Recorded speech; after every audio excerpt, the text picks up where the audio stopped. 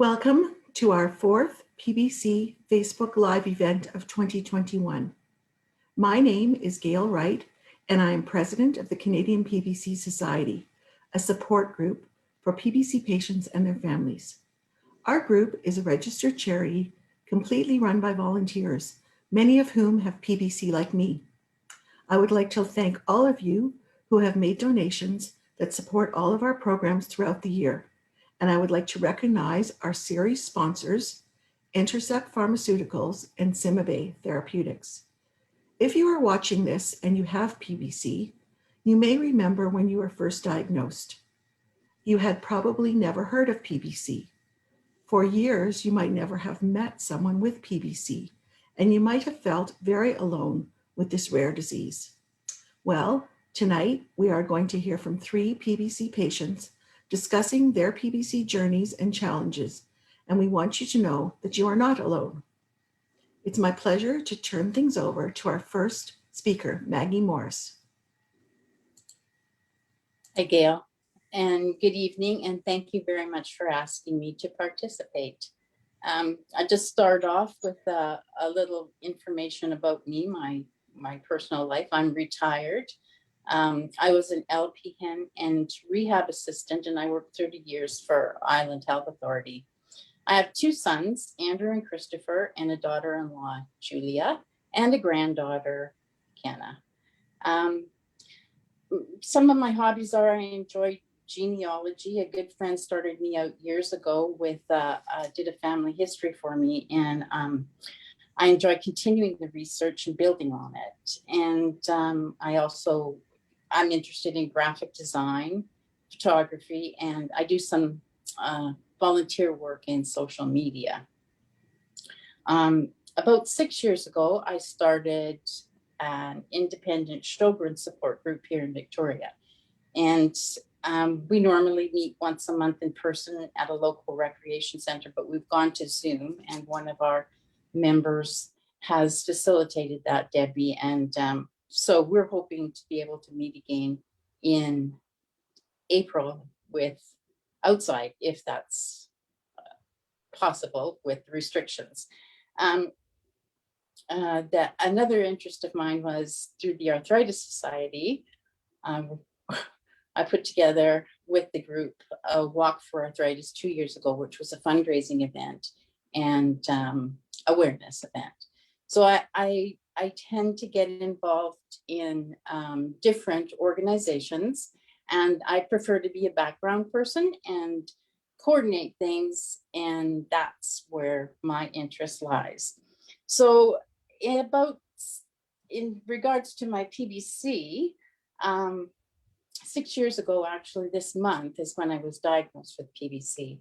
I have several overlapping autoimmune disorders, and I wasn't really familiar with PBC at all, but through blood work, I was having some unusual symptoms. One of them was extreme fatigue, and the other was itching, which was very uncomfortable. So through some blood work, I had elevated liver enzymes and positive anti-mitochondrial antibody. So I was sent to a gastroenterologist, and I saw him once, and he put me on Ursodiol, which was the beginning of my treatment, and then he retired. So I didn't have any imaging or anything done. I then went to a different doctor here in Victoria, Rohit Pai, and that's when the imaging started, like a fibroscan and endoscopy and more blood work. And he also sent me to have a bone density scan, which I'd never had before. He was very thorough, and I learned that I also had osteoporosis. So during this time, I really didn't know a great deal about PBC, and I was very grateful to be able to find your organization through your website, and started being able to learn more. And followed along with the workshops that you do, and you came to Victoria, and I got to go to my first dinner meeting there. And then after that, when you came again, went to a workshop that you put on.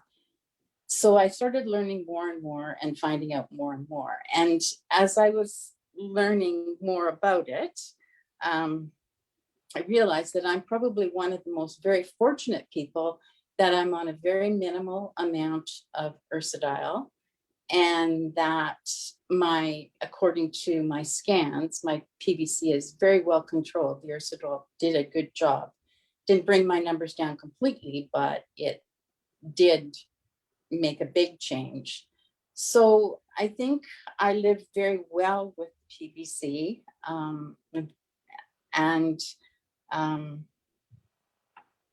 yeah, I think that's basically my PBC journey so far.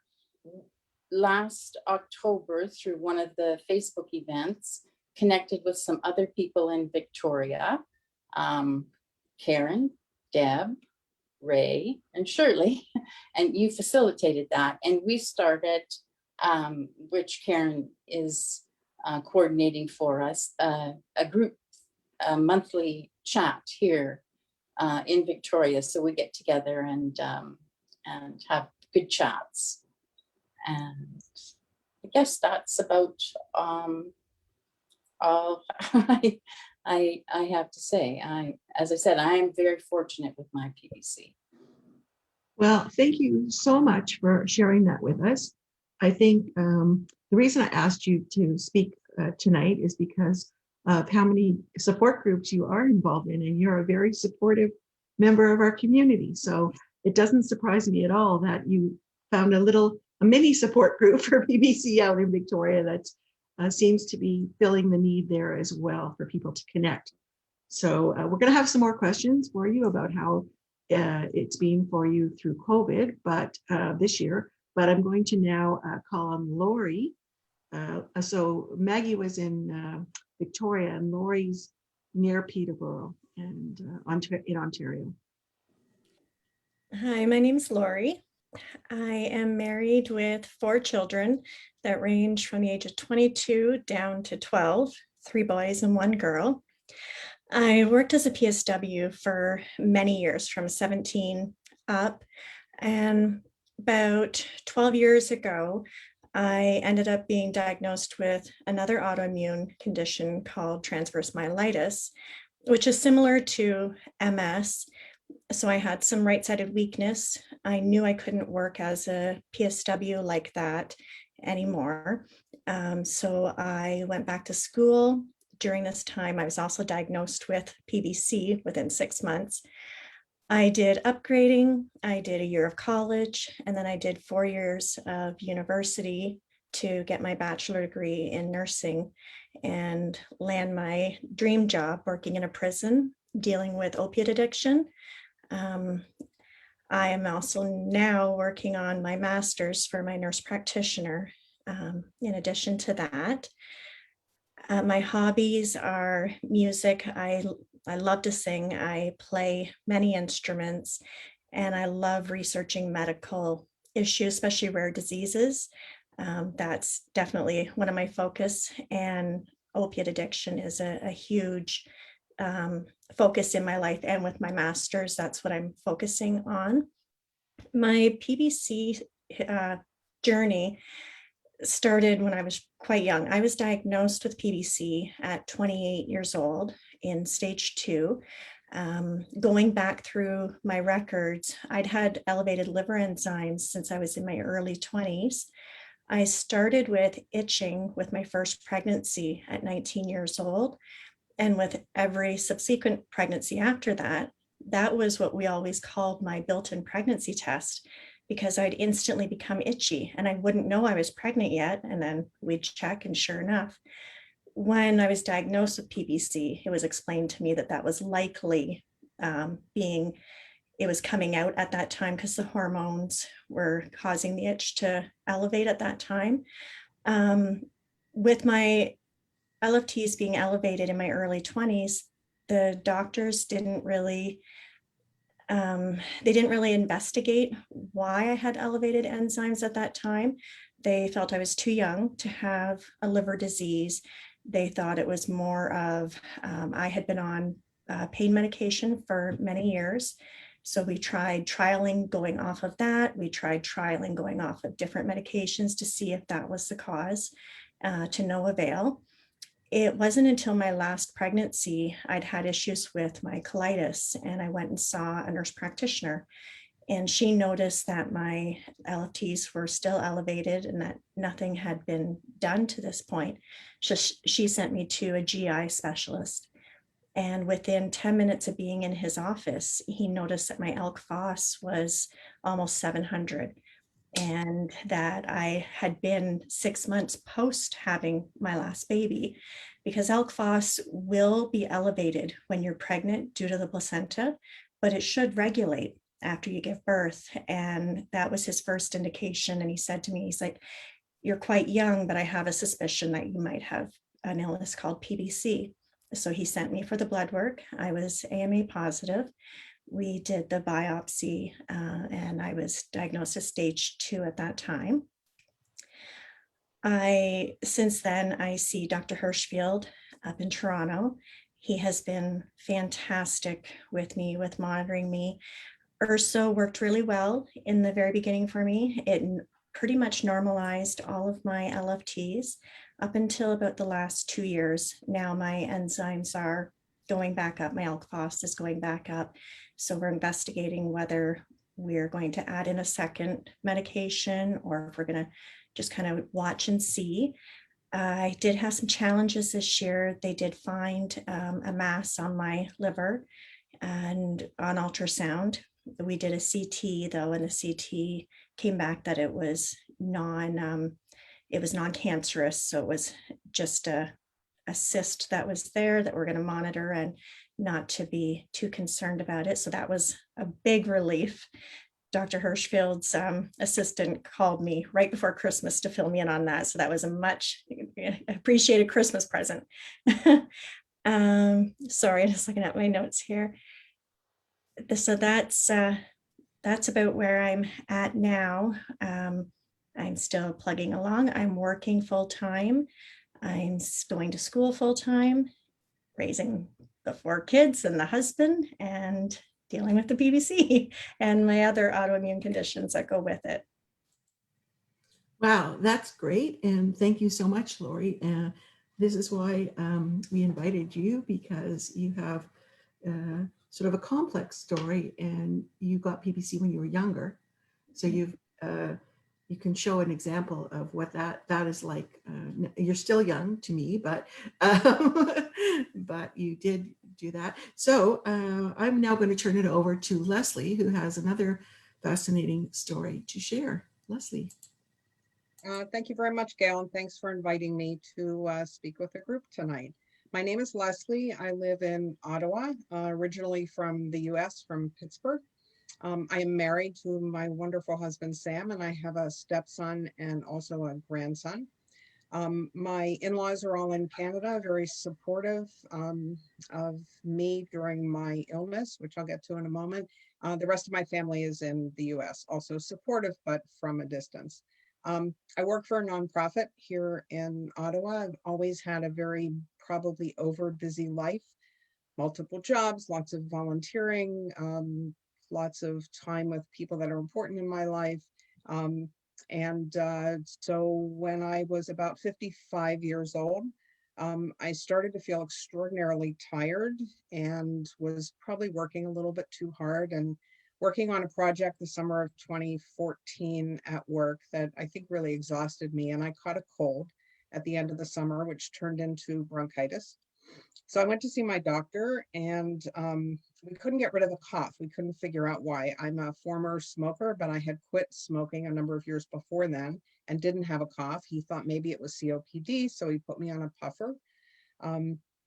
He sent me to a pulmonologist. The cough still wouldn't go away, so we tried antibiotics. I had a couple rounds of antibiotics and still coughing. So a little later in the fall, I went to see my doctor again, and he took one look at me and said, "Something's wrong. Your eyes are yellow." So that started a battery of tests, variety of specialists that I went to see. My liver enzymes were very elevated. I was jaundiced, but nobody could figure out why. He thought it might be some form of a rare hepatitis that you can get from antibiotics or that's triggered by taking antibiotics.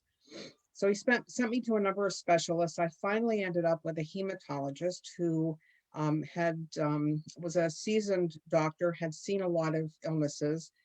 He felt my abdomen, felt my liver area, and said, "Your liver is hard as a rock. So I'm going to run some tests. I think you have an autoimmune liver disease." So he tested me for a couple different things. My AMA came back positive, barely positive, but it was positive. And he referred me to an amazing hepatologist here in Ottawa. We have a great team of hepatologists here in this city. But between the time that he diagnosed me and I saw the hepatologist, I went to Google to look up primary, we called it primary biliary cirrhosis at that time. And I got terrified. Googling is the worst thing you can possibly do. I got very scared with what I read. The word transplant popped up. And I didn't know anybody who'd ever had a transplant. I knew nobody who had liver disease. It didn't run in my family. I couldn't figure out how this happened. I wasn't taking drugs. I wasn't drinking. I wasn't doing anything that I thought might have triggered this. I learned a lot about autoimmune diseases along the way, but at this time I was really terrified. I finally got in to see the hepatologist, and she looked at my numbers. She sent me for some more tests and diagnosed me in January of 2015 officially with PBC. I did a lot of learning about the illness at that time, but I also had some ancillary issues going on too. So the cough, as it turns out, had weakened my diaphragm.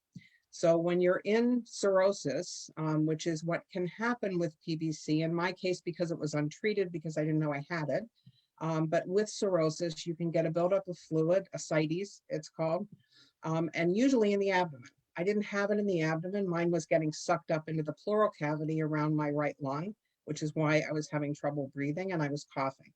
So I had to see a pulmonary interventionist for that and had some treatment where they basically drained fluid from around my lung.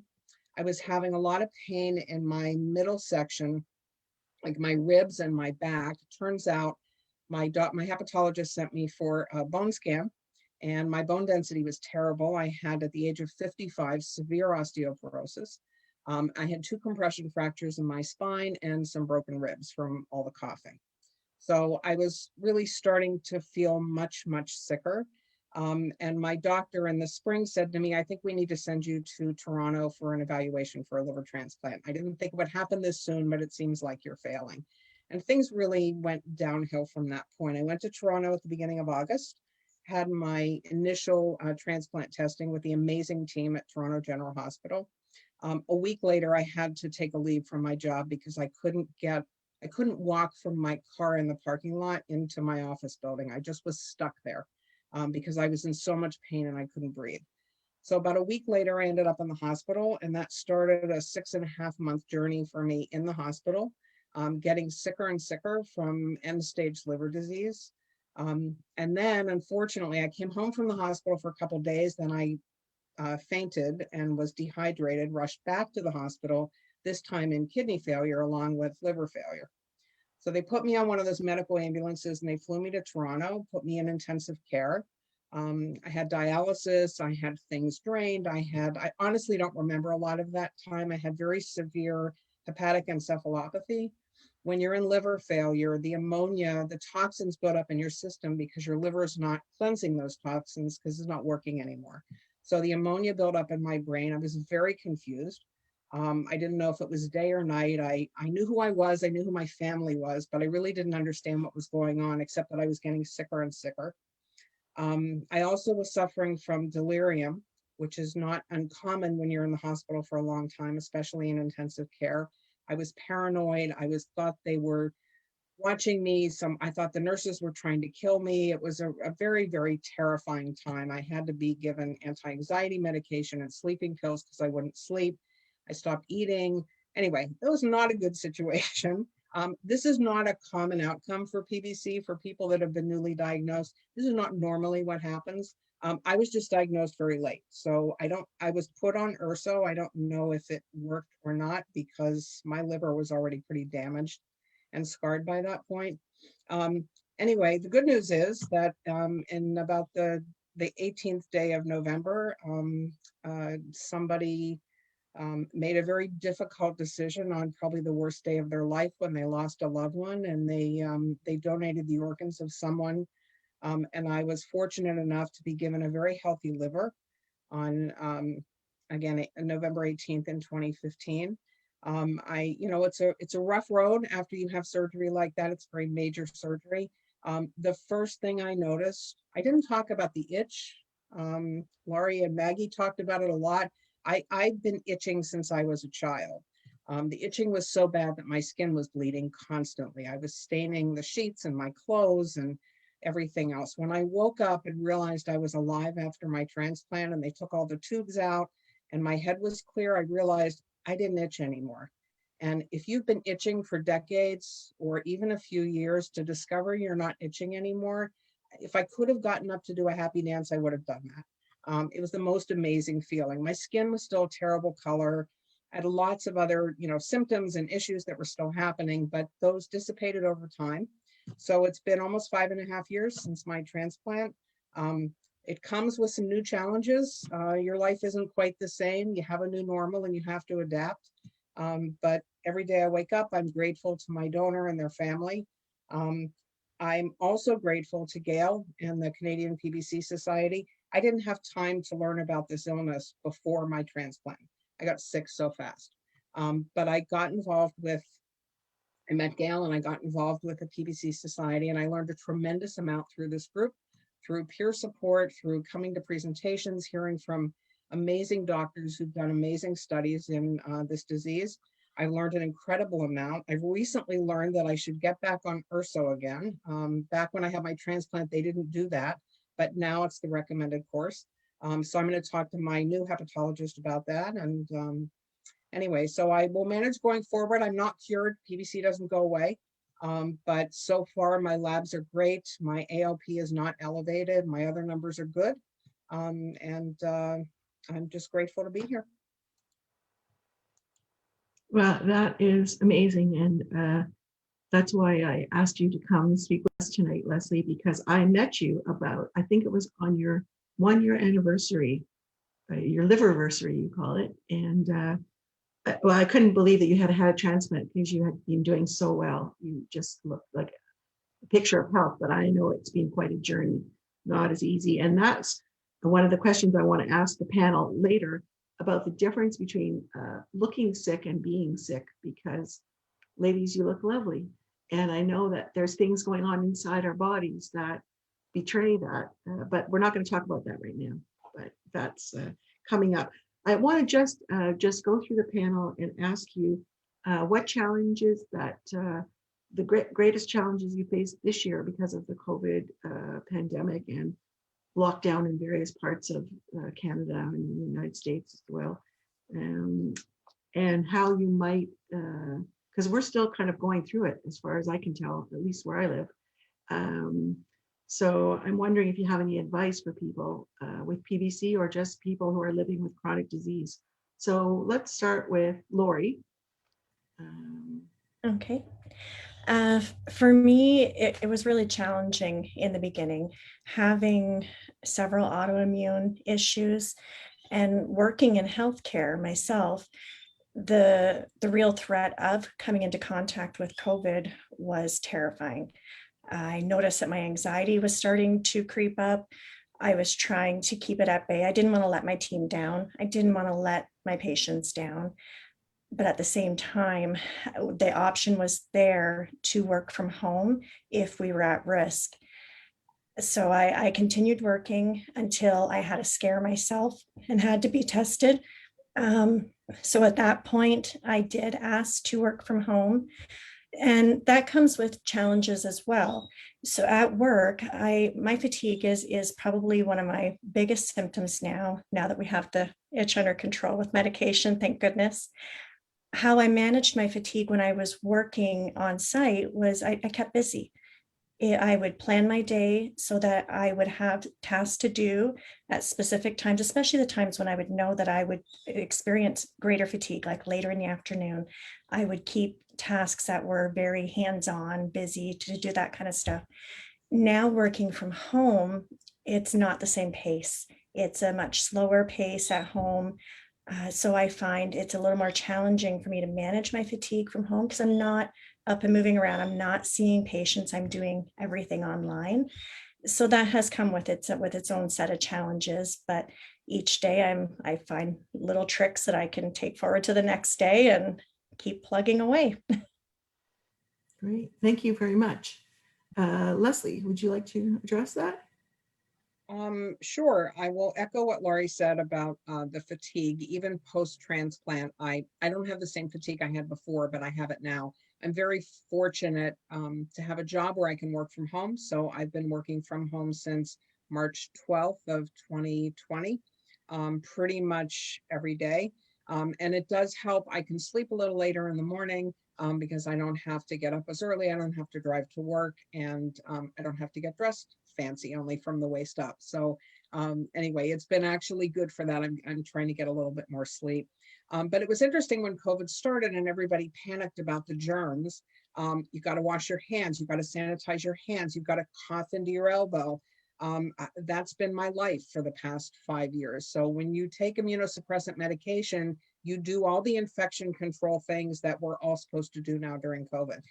I have been healthier in the past year than I have been in my entire life because sick people are staying home and everybody's washing their hands and people are wearing masks. Not that there's any blessing in COVID at all. It's been a terrible thing. But if there's any silver lining, if people are getting better about keeping their germs away from others and keeping their hands clean, I hope that these are some things that we can adapt going forward for people like me who are going to be susceptible to anything that comes down the pipe. Thank you. Maggie, would you like to add something?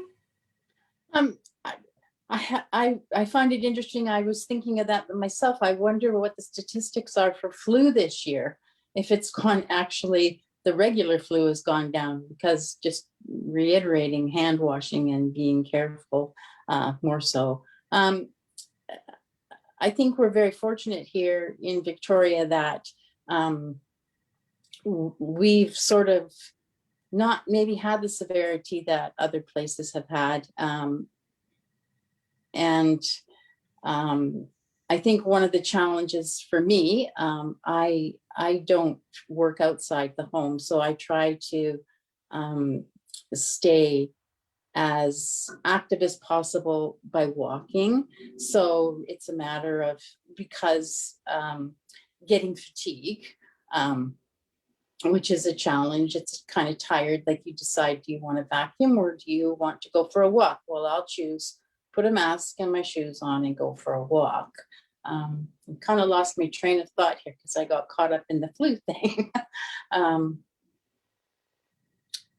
think we're talking about the challenges that not being, I live by myself. So while Zoom is very convenient and it's wonderful and I'm very grateful for it, I really miss having contact with my family and my friends in the way that I would have pre-COVID. It's the way it is. I'm a true believer in adaptation. And I think this has been a lesson for the entire world. We have to adapt in order to survive and do better in this situation. Thank you so much. For the Canadian PBC Society, I think Maggie mentioned that we would go to different cities and meet with different groups in Victoria or Edmonton or Halifax or all across the country and get together. But when we were getting together, it was about 40 or 50 people at a time, or sometimes 20 people in a smaller place. And since we've been using Zoom and Facebook Live, we've been reaching thousands of people. And that was something we never expected. Now, as you said, I really miss meeting everyone in person. There's nothing like meeting the person face to face and I don't know, just sharing stories. And because now this is curated, so we each talk in our little segment, But when you're sitting beside someone at dinner, you get to hear something else about their grandchild or something personal that which we do miss. So hopefully we will get back to where we were before, where we can meet in person and really make our stronger friendships. But for now, this hasn't been horrible because we are reaching so many more people and we're sharing so much more information. So I'm going to go away from COVID now, although I'm going to mention at the end, we are doing a session a week from tonight on COVID vaccines and vaccine safety. So I'll mention it at the end, but I want to move away from COVID and I want to go back more into your experience. I'm just looking at some questions here. Okay, so does anyone, so Laurie or Margaret, would you like to share any information about what stage you think you're at or how you determine that, or fiber scan or biopsy? For me, I'd had a biopsy that had determined I was in stage 2. I've had fiber scans that have also agreed with that. So that's what determined the stage I was in at diagnoses. My fiber scan since then has gone up a little bit, but not enough to put me into an F3 or greater yet. So it has still stayed within the same stage timelines. Maggie? I'm not exactly sure what stage I'm in. I've had the last fibro scan and I'm due to have another one.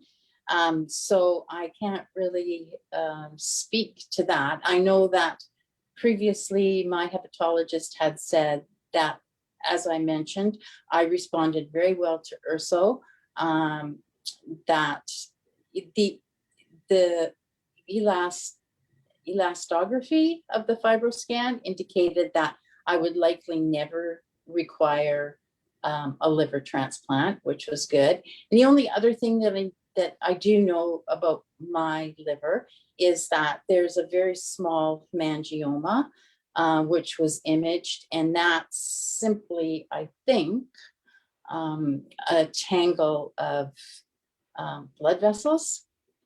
So that's something that I would imagine I'd have watched. Okay, so this is a kind of a combined question. I'm going to start with Leslie. It has to do with how we tell our friends and family about PBC, because I think everyone, at least at diagnosis, has a little bit of a quandary about what to tell them, how to describe it. And over the years, of course, that's changed. But Leslie, you mentioned smoking and alcohol, or I think you mentioned smoking and not alcohol. But when you told your friends and family, well, you probably had to do it in a package, I guess. I don't know. Well, speak to that, Leslie. Okay, sure. And honestly, this is one of the discussions I had with my hepatologist the day that she gave me that definite diagnosis. I said, how do I tell people? Do I tell my boss and my colleagues at work? And how do I direct people for more information? Apologies to Gail. I didn't know about the PBC Society at the time. I would direct anybody to your website immediately. But at the time, my doctor said, tell your friends and family that you have an autoimmune liver disease. You didn't do anything to make it happen. It's not necessarily inherited. It's of unknown cause, though there's much research that's going on. If your friends and family want to know more about it, they can go to the Mayo Clinic website. She said that's the best source of information for the most accurate information. She suggested that I not tell my office, not because I was trying to deceive anybody, but there just were details that perhaps I didn't need to let everybody know. But it was obvious I was sick because my eyes were yellow, my skin was discolored, I was scratching myself constantly. The advice was to say as little as possible, but when you say autoimmune liver disease, you don't get as many questions about, oh, well, did you stop drinking? Or, did this happen or did that happen? Are you using drugs? You don't get as many questions, and I'm not disparaging people with addiction issues at all. But it's, you know, they're hard questions to answer when you're dealing with the fact that you don't know what you did to yourself to make this happen. And you can hear logic from the doctor, but you still think, I must have caused this. I must have done something. Was it my smoking? Was it the hair dye I used? Was it my nail polish? I heard a lot of things, and I had to get it right in my head before I could really tell anybody else. But she suggested, again, focus on autoimmune disease, unknown origin, and that I'm dealing with good doctors who are going to help me get better. Thanks. Laurie, what about you? You had like a lot of children too that you could tell at different ages. Yes.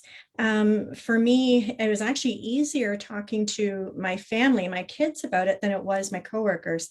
So the kids, we just explained to them that I have an illness where my body attacks my liver and that it causes scarring. And we kind of described it as kind of like tubes, you know, going from the liver, that these tubes are going to get skinnier because of the scarring. That is nothing that I've done. And that it's not something that's going to be detrimental to me tomorrow, that this is something that I will live with and we can manage. With coworkers, that was a different story. When a couple coworkers had heard that I had a liver disease, I had a fellow nurse ask me how I had contracted Hep C, and I was newly diagnosed at this time, so I was a little kind of taken off my kilter for a minute there, trying to figure out how to have the conversation with her. And I explained to her that I don't have Hep C, that there are many different types of liver disease that are autoimmune, that can be infectious, and that mine is an autoimmune illness. And so I explained the process to her so that she would understand that a little better.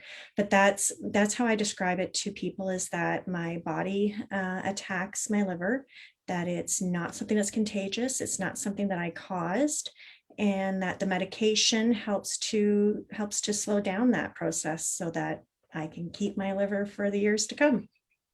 Great. Yeah. Thank you so much. Maggie, what advice would you give people who are newly diagnosed? Well, I think my best advice to people who are newly diagnosed is to come to the Canadian PBC Society and get good information. I think I wasn't very familiar at the beginning. I knew, having previous autoimmune diseases, that sometimes things are overlapping, but I wasn't really familiar with PBC itself. I think having a good diagnosis, a good hepatologist, and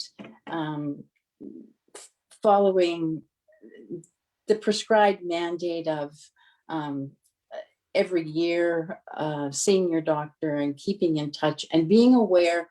I think I've learned from, especially from the doctors that come on for the PBC Society as well,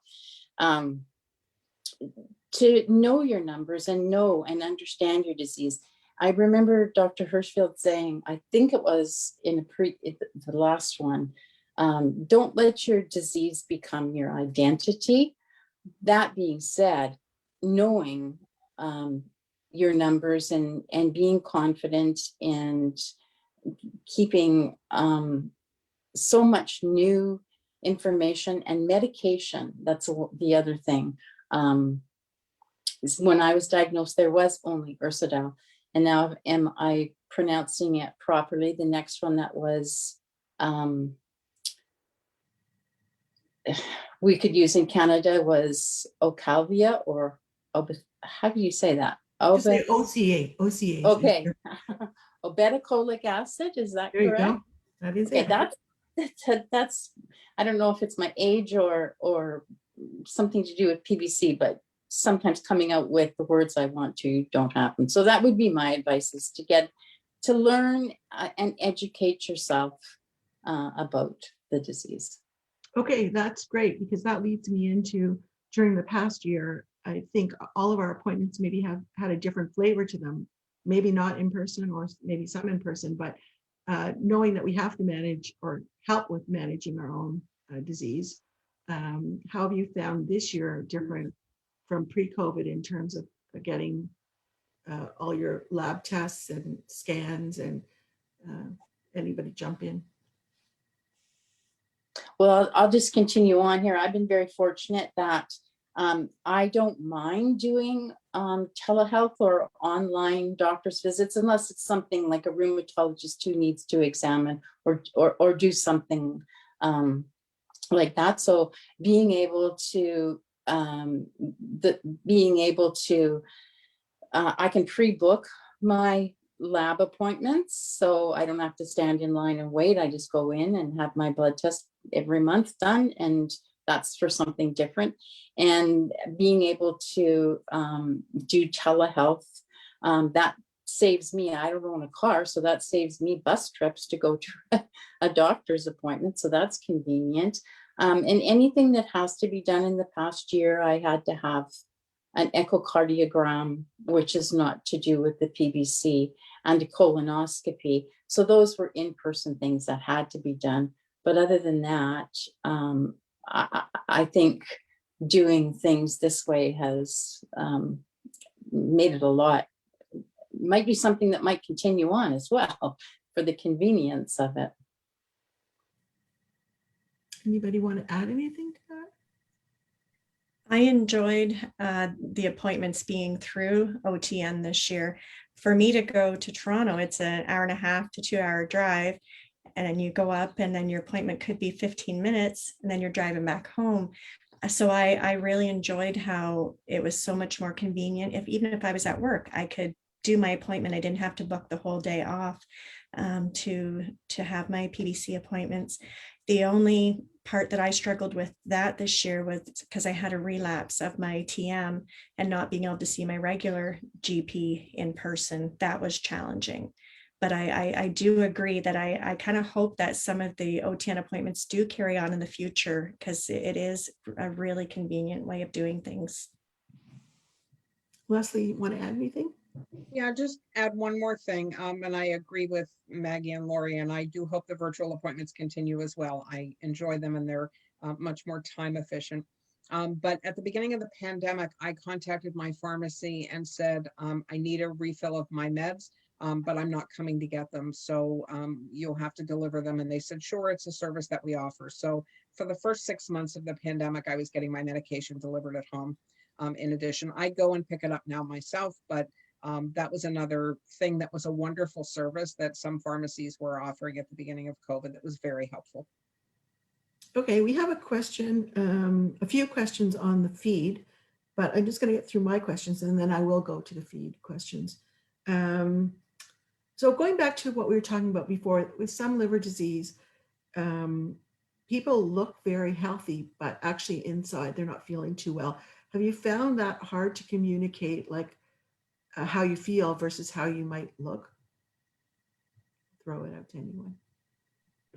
I experience that a lot, especially because of my age.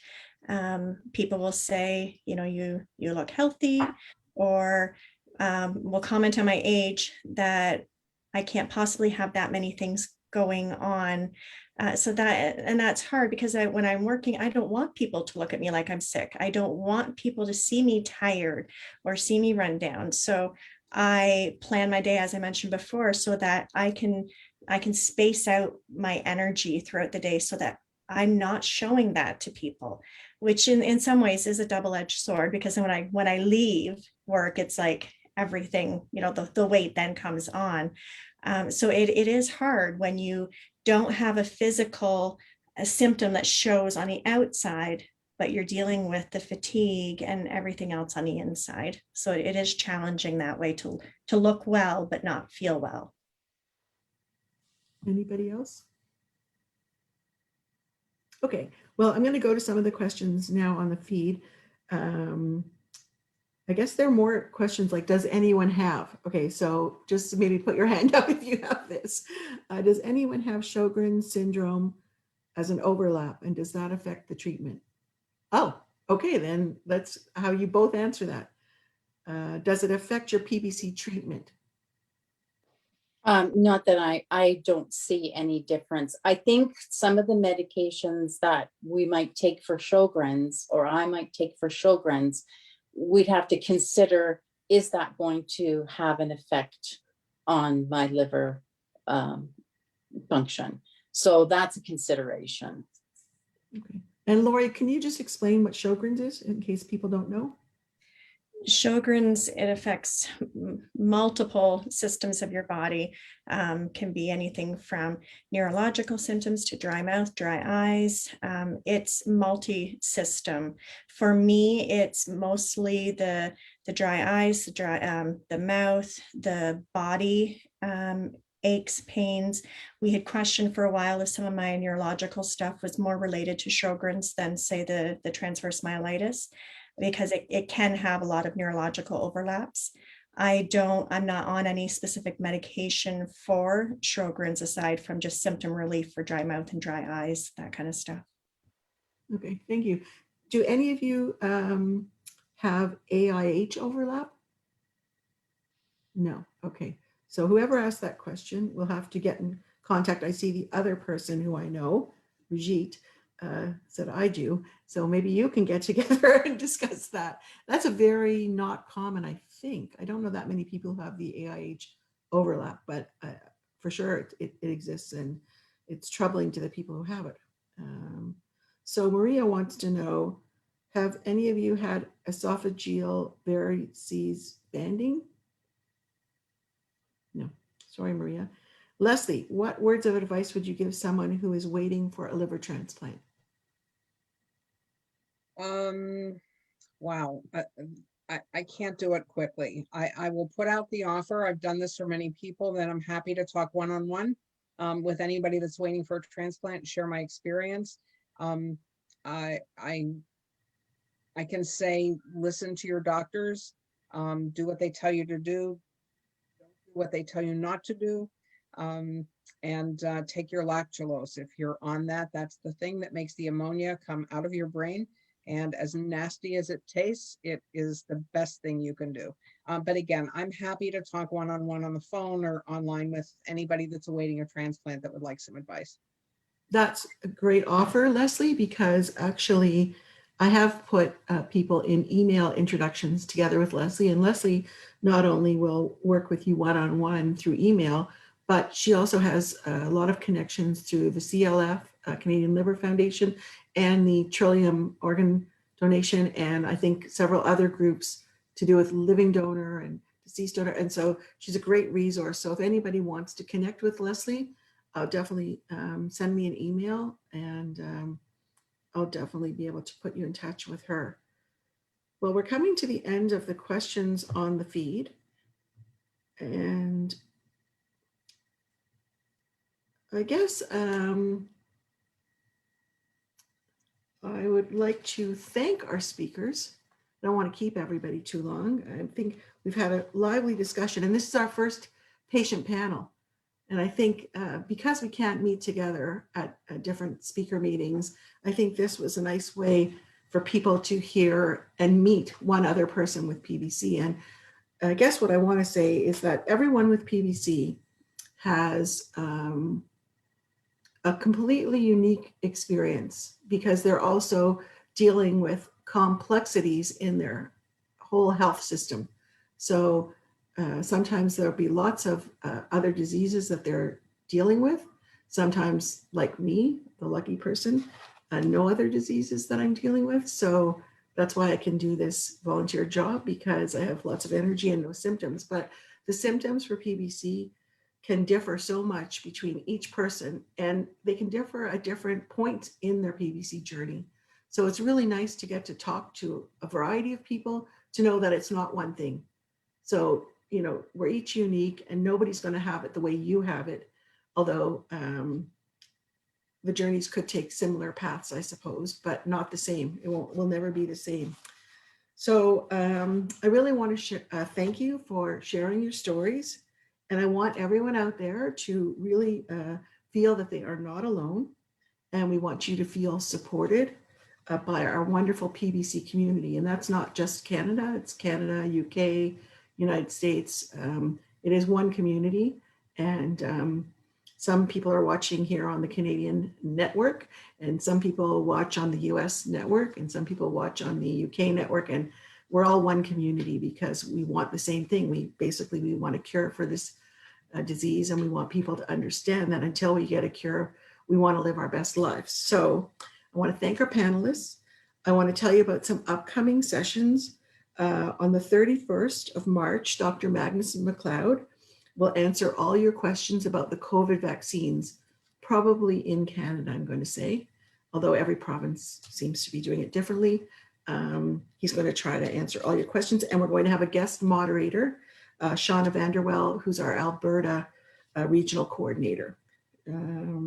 So I know that all of you are going to enjoy that session, and you can watch it live as you're doing now, or you can watch it on our YouTube channel, because we save all of the sessions that we've done this year, and this is our 4th one, that will be our 5th. They're all saved to YouTube, so you can watch them at any time. Unfortunately, you can't ask questions once they're on YouTube, which a lot of people do in the comments after when they watch it, because there's no one live to answer it. But I guess it's there.